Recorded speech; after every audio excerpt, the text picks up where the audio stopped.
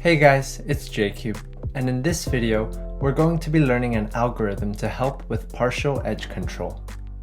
Just to review from last week's video, partial edge control is a certain way of inserting the last F2L pair in order to get a better OLL case. More specifically, there's a certain subset of OLLs that are very annoying to deal with, the dot OLLs.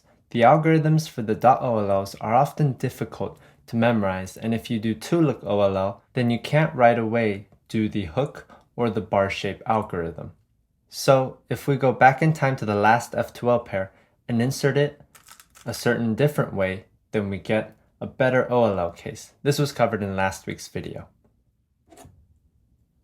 However, while last week's video dealt with this case where we have the F2L pair already paired up, ready to be inserted, this week's partial edge control algorithm deals with this kind of case, where you have both the corner and the edge in the top layer, but the top colors are not matching, and you have the corner oriented in a way where the white is not facing you and it's above the slot, and the edge is directly across from you.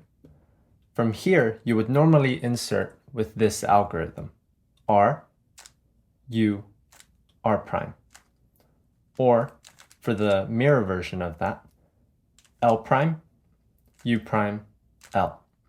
However, sometimes you end up with no edges, and these, as I mentioned before, are kind of annoying to deal with. So we can instead insert with this algorithm.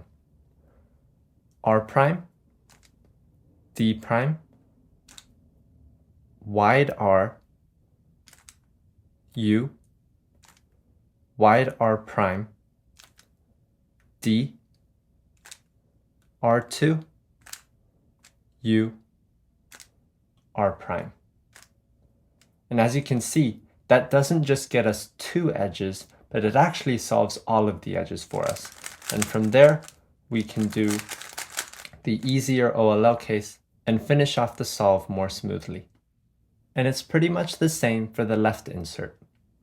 So instead of L prime, U prime, L, we do L, D, wide L prime, U prime, wide L, D prime, L2, U prime, and L.